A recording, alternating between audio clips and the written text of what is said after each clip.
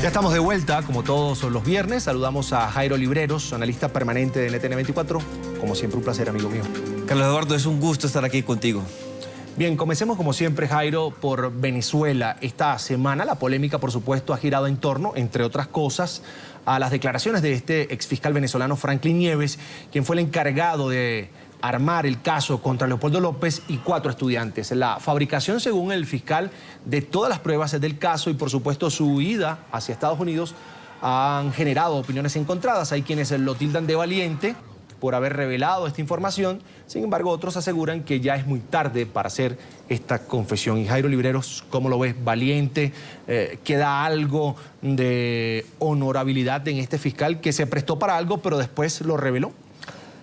Carlos, yo creo que uno siempre tiene que pensar en segundas oportunidades, más aún cuando cree que las personas tienen la capacidad no solamente de corregir los errores o los inconvenientes en los cuales tuvo que pasar momentos difíciles, sino de manera particular porque el testimonio de él sin duda deja claro ante la comunidad internacional y ante un sector muy importante de la sociedad civil que en Venezuela todavía cree en la democracia, la capacidad que tiene la administración de Maduro para manipular a la rama judicial, a sus jueces y a sus fiscales, y en esa medida yo creo que esta decisión condenatoria en contra de Leopoldo López queda manchada desde todo punto de vista por un manto de ilegalidad por cuenta de las declaraciones claras y precisas. Tuvo que haber sido un pasaje muy difícil en términos personales, no solamente para el fiscal, para él y para toda su familia, porque desde el punto de vista eminentemente emocional, aceptar ante las cámaras internacionales que cometiste un error, que eres culpable de la comisión de un delito cuando tú eres el garante de la ley en un país que tiene problemas muy serios de mantenimiento de la estructura jurídica del Estado de Derecho, yo creo que es valiosa su declaración. Jairo, sin duda lo que sí quedó en evidencia fue esa prueba ya más clara, más fehaciente de cómo está el Poder Judicial corrupto en Venezuela. Sí, se está calcomido desde todo punto de vista y demuestra cómo es necesario no solamente retomar la senda de las reformas democráticas, sino de manera particular se hace necesario que en las elecciones del próximo 6 de diciembre la sociedad civil venezolana apueste por la oportunidad de renovar sus instituciones, de garantizar el equilibrio de poderes y tener sin lugar a dudas en el corto plazo una rama judicial, unos fiscales, unos jueces que no solamente estén comprometidos con la vigencia de la justicia, sino que hagan respetar hasta las más mínimas reglas en materia de garantías judiciales y respeto a las víctimas y a las personas que son procesadas. Jairo, lo que más impresiona es cómo habla de las órdenes que se emitían desde el Poder Ejecutivo, en este caso desde el Palacio de Miraflores, que ocupa en este momento Nicolás Maduro, y también de la cabeza del Ministerio Público es Luisa Ortega Díaz, una funcionaria que debería ser imparcial. En teoría debería serlo, pero si uno mira lo que ha sido el récord de esta mujer y de manera particular de las decisiones que se han adoptado bajo su mando, pues está muy claro que la parcialidad en estos momentos no existe. Todas las decisiones operan de acuerdo a los intereses del socialismo del siglo XXI o del pensamiento que tenga en su momento el inquilino de Palacio de Miraflores. Si un día quiere una cosa, para ella está bien, pero si el otro día cambia de opinión, creo que la función de ella es esa, complacer a quien está en Palacio Miraflores sin tener en cuenta los derechos y las garantías de los ciudadanos que acuden a la justicia no solamente para tener la oportunidad de resolver las disputas que se presentan, sino particularmente para hacer valer sus derechos. En Venezuela no existe justicia y creo que ese es el valor del testimonio del fiscal. Jairo, por supuesto que las reacciones de la comunidad internacional, pues en torno a este tema se han venido produciendo con más intensidad con el paso de los días, ya cuando la gente reacciona ante ese anuncio tan importante. Por ello, nuestro periodista Gustavo Alegret se encuentra con la congresista Ileana Ros-Lehtinen. Gustavo, una buena tarde, adelante. Saludos desde los pasillos del Congreso con la congresista Ileana Ros-Lehtinen. Congresista, gracias por estar con nosotros. Ayer, en días recientes, el exfiscal de Venezuela reveló denuncias contundentes que demuestran esa falta de independencia en la justicia. ¿Qué tenemos que esperar ahora? Bueno, mire, yo le tengo respeto a las personas que ahora están abandonando Venezuela o Cuba, pero que formaron parte de esos regímenes peligrosos, que castigaron los opositores, que los pusieron en la cárcel, que condenaron y ahora dicen, no, mira, yo quiero estar aquí en los Estados Unidos. Así que vamos a ver qué información podemos recibir de este fiscal, porque Leopoldo no es la única víctima de este señor. Hay muchos presos políticos, este señor ha tenido sangre en sus manos, así que las personas que dicen, ay, perfecto, ahora puedes darnos toda la información y puedes formar parte de este bello país. Mira, yo tengo mis dudas, quiero huir de la comunidad venezolana en el sur de la Florida, porque esto pasamos en Cuba. Las personas fueron parte de la dictadura y después quieren irse y estar celebrados aquí como príncipes de la democracia. Nadie cambia tan rápido, así que yo tengo mis dudas. El fiscal ha dicho que pedirá protección a Estados Unidos. Bueno, yo no sé. Pero ¿con qué condiciones tiene que aceptar Estados Unidos esta protección? Él ha hecho mucho daño, le ha hecho mucho daño a la oposición. Él es el culpable y muchos otros por el maltrato de todos los disidentes y los opositores. No vamos a decir, perfecto, ya estás aquí y te lo vamos a perdonar. Así que vamos a ver. ¿Qué más puede hacer el Departamento de Estado? Es todo lo que les podemos ofrecer desde los pasillos del Congreso. Nos atendía la congresista Ileana Ros-Lehtinen aquí en la tarde de NTN 24, con prisa porque debe tomar un avión y nos concedió estos minutos. Sigan aquí en la tarde. Saludos. Gustavo, gracias por esa información, por supuesto. Hablando de la posición que podría asumir, Jairo, Estados Unidos frente a la petición que hace el fiscal Nieves, o exfiscal Nieves ya, venezolano, que participó de este juicio, que terminó siendo una farsa. Ahora, ¿Estados Unidos qué debe hacer? ¿Debe protegerlo o darle la espalda? Yo creo que en estos momentos el interés que tiene la Casa Blanca gira en torno de garantizar la mejor información para tener en cuenta no solamente el comportamiento de gobiernos que han demostrado ser durante los últimos años forajidos, como es el caso de Venezuela, sino particularmente para entender el entramado de corrupción y de criminalidad que existe en estos momentos en la rama judicial. Desde ese punto de vista, si uno mira los antecedentes del Departamento de Justicia, muy seguramente él va a tener la oportunidad de integrarse a un proceso en donde él pueda oficiar como testigo y beneficiarse de una cantidad de situaciones especiales que entrega el Departamento de Justicia cuando el testimonio de una persona que hizo parte de un entramado criminal puede determinar no solamente las formas de operación, sino particularmente los eslabones que toman las decisiones. Desde ese punto de vista yo creo que la situación está dada. El gran inconveniente es si la justicia norteamericana va a tomar la decisión de tener en cuenta este testimonio, porque si la justicia no le interesa, yo creo que difícilmente se puede acudir a las vías del asilo. Punto y aparte, vamos a otro tema, Jairo, hablemos de Colombia. El lamentable ataque, por supuesto, del grupo criminal Ejército de Liberación Nacional pareciera no haber afectado en lo más mínimo, pero en nada, el proceso de paz con las FARC.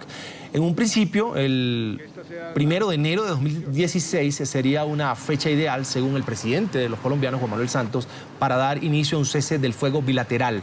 Sin embargo, el mandatario reveló que los colombianos podrían pasar en paz la Navidad si se logra este alto el fuego a mediados de diciembre. Y la pregunta es, Jairo, ¿es sano que antes de que se firme ese acuerdo de paz, el presidente Santos diga no más ataques a la FARC?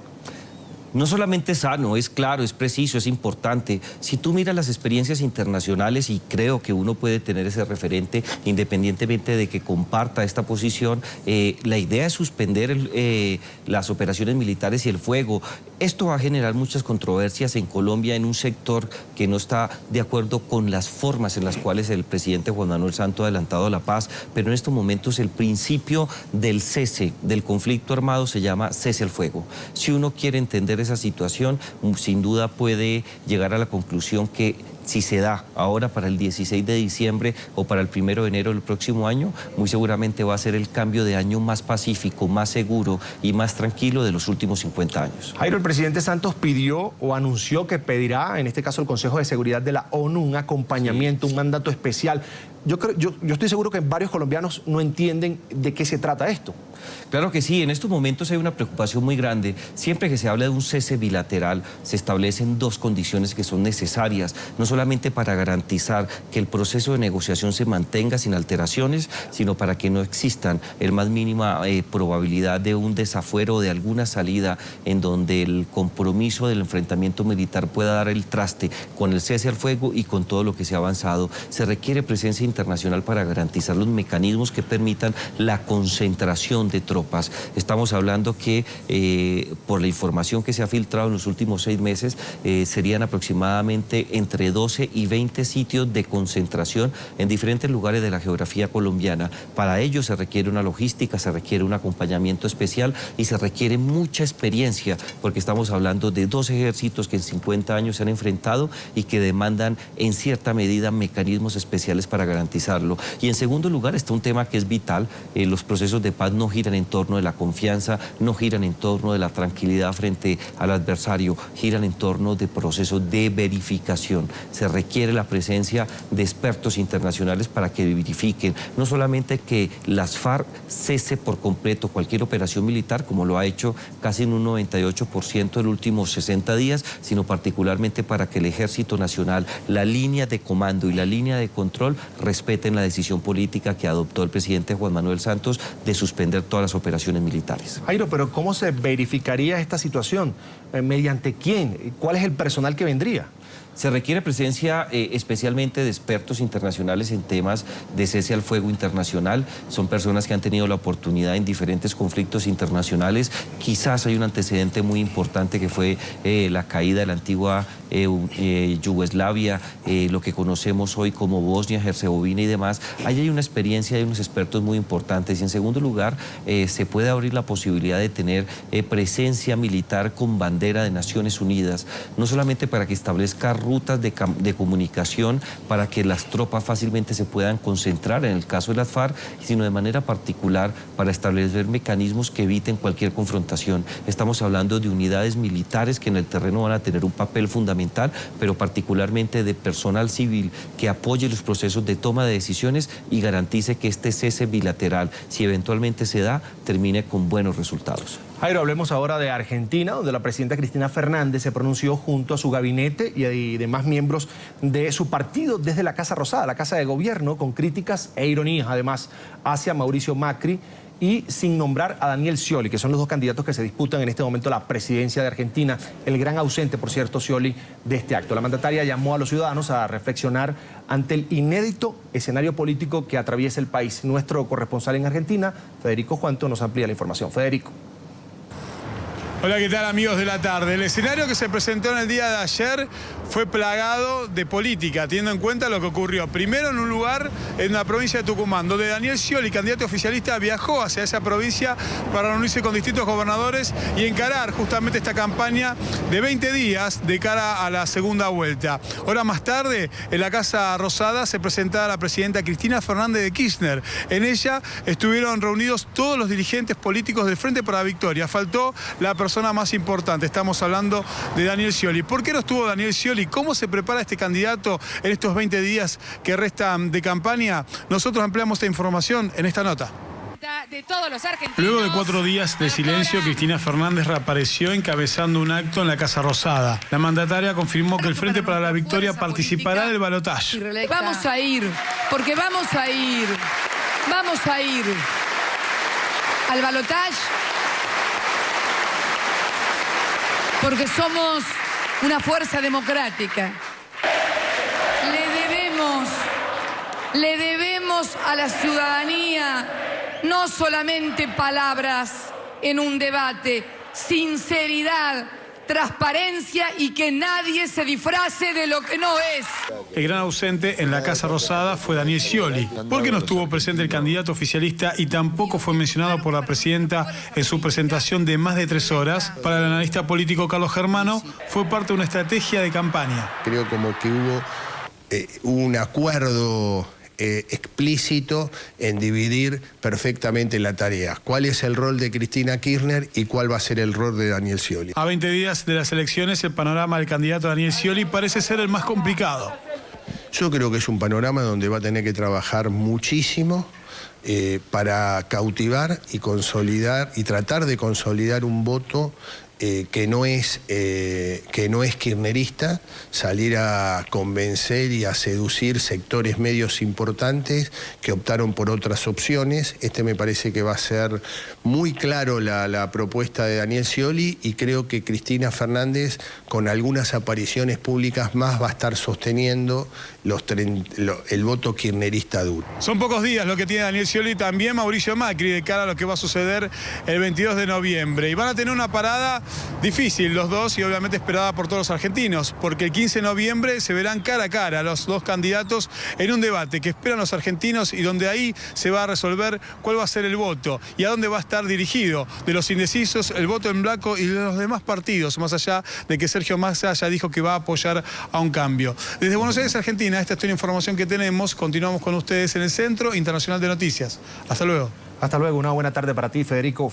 ¿Cuáles son las posibilidades, Jairo, reales de que Daniel Scioli pueda incrementar esa votación que obtuvo la coalición oficialista en esta primera vuelta? Yo creo que es poco probable que tenga la capacidad de tener el voto de muchas personas indecisas y particularmente de aquellos que representan ese núcleo fuerte y radical del kirchnerismo. Hay que tener en cuenta que este candidato, si bien tiene una votación importante y ocupó el primer lugar en las pasadas elecciones, no es una persona que tenga las suficientes maneras de liderazgo y de carisma suficientes para atrapar a los votos indecisos. En segundo lugar, se enfrenta a una situación que es muy importante. El candidato Macri no solamente recoge el descontento popular de la década que se perdió en Argentina por cuenta de los gobiernos K, sino particularmente tiene un equipo de trabajo muy fuerte y consolidado. El triunfo de su vicepresidenta, de su vicejefa de gobierno en Buenos Aires, que hoy día va a ser la nueva gobernadora de la provincia del Gran Buenos Aires,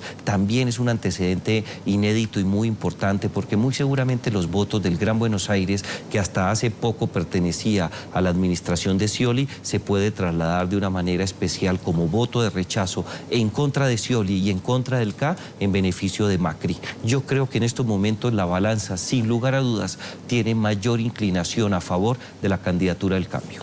Además, ya hay un pronunciamiento oficial de Sergio Massa, que lo decíamos el día de las elecciones, durante nuestra transmisión, se convertía en el hombre clave, en el hombre de la negociación, porque obtuvo más del 20%, Jairo. Claro que sí, sin lugar a dudas hay que tener que, en la primera lectura que uno puede tener de la votación de Massa, quizás algunas personas pueden considerar que existe un grupo de peronistas que no están de acuerdo con Cristina Fernández y mucho menos con la alternativa de Scioli, pero también uno tiene que tener en cuenta que no solamente peronistas disidentes hacen parte de las filas de Massa, un porcentaje muy importante. He escuchado a 2 o 3 analistas y he leído en los últimos días informes muy importantes sobre este particular, consideran que el núcleo fundamental del peronismo insatisfecho no es superior al 40%, que los votantes que tiene Massa en una proporción del 60% son personas que tienen clara la necesidad de un cambio y desde ningún punto de vista van a ceder su voto a favor del peronismo o de las ideas que representa Scioli,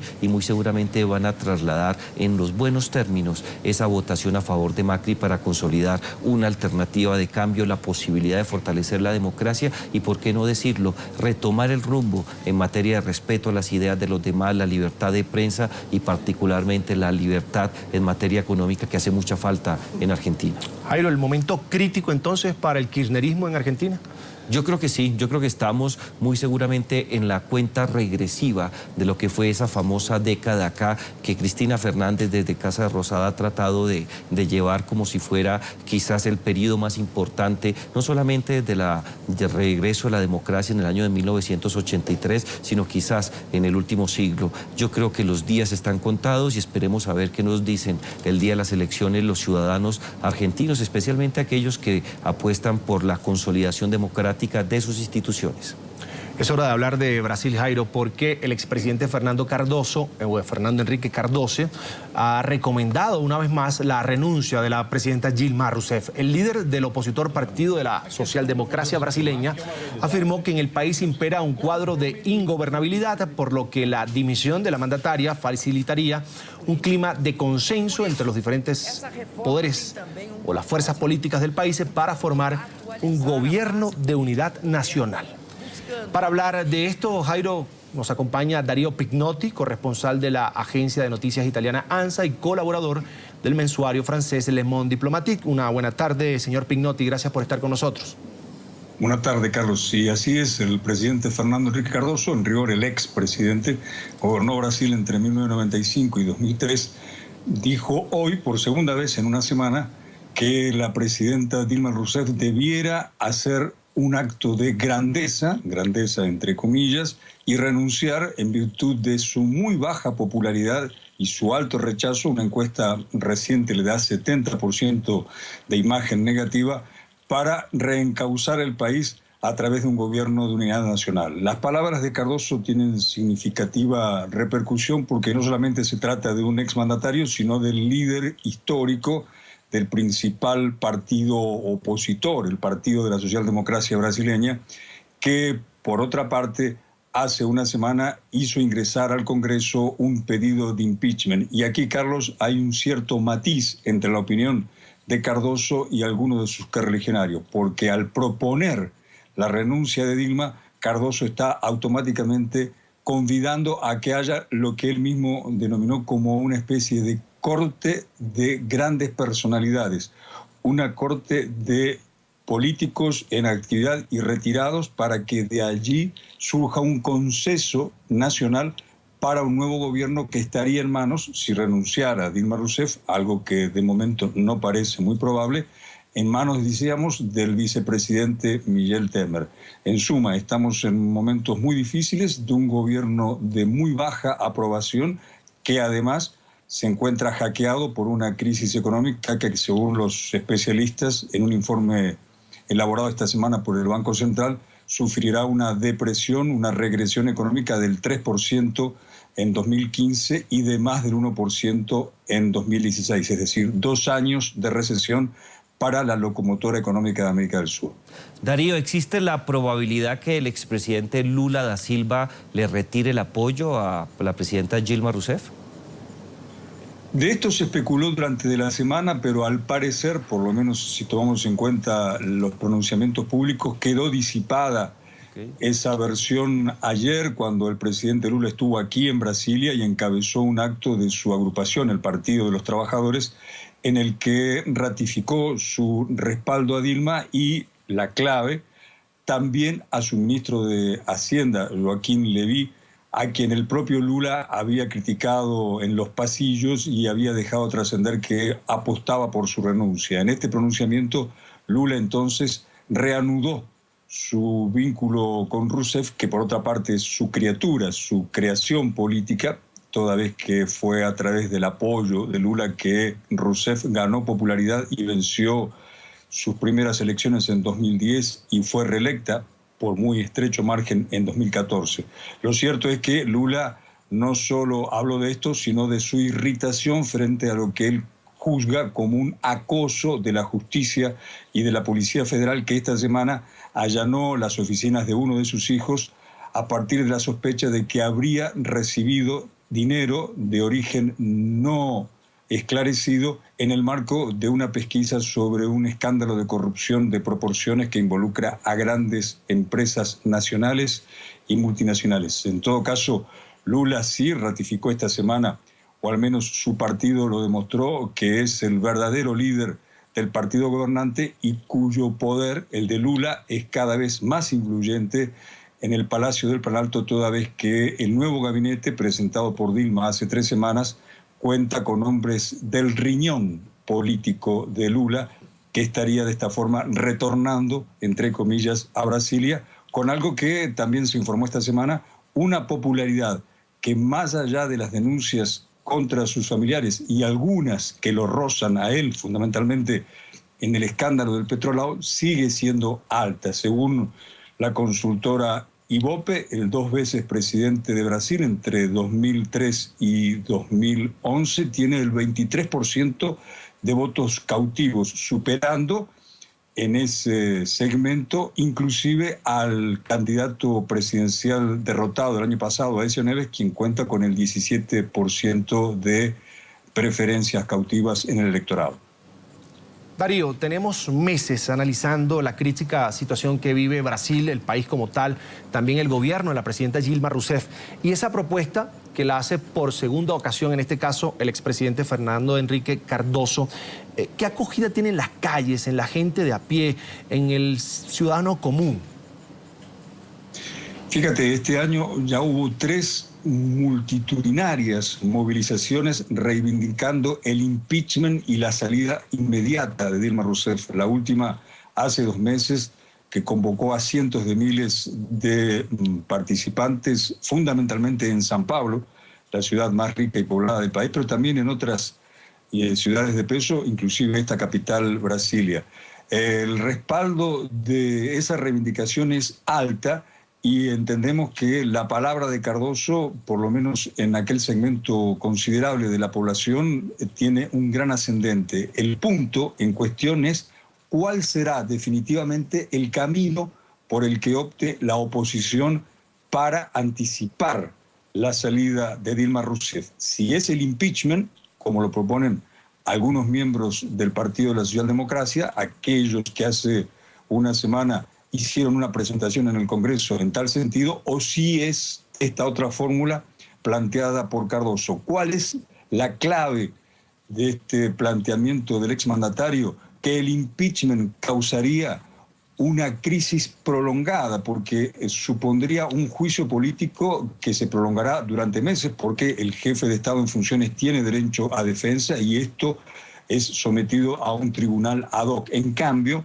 una renuncia establecería un nuevo gobierno de inmediato y la solución de la crisis, este es el punto de vista de Cardoso, tendría una salida inmediata similar, aquí es el ejemplo que él cita, al que tuvo el problema que derivó en la salida, en la anticipada salida del gobierno en 1992 del expresidente Fernando Collor de Mello, que fue sucedido por su vice y que su vice inclusive convocara en aquel momento, en 1992, a Cardoso, primero como canciller y luego como ministro de Hacienda, cuando puso en marcha aquel exitoso plan real que acabó con más de una década de hiperinflación. Entonces, esta fórmula, traduciéndolo en dos líneas, tiene como opción la de que la crisis se resuelva de inmediato y no que se prolongue como una sangría de meses o quizá un año.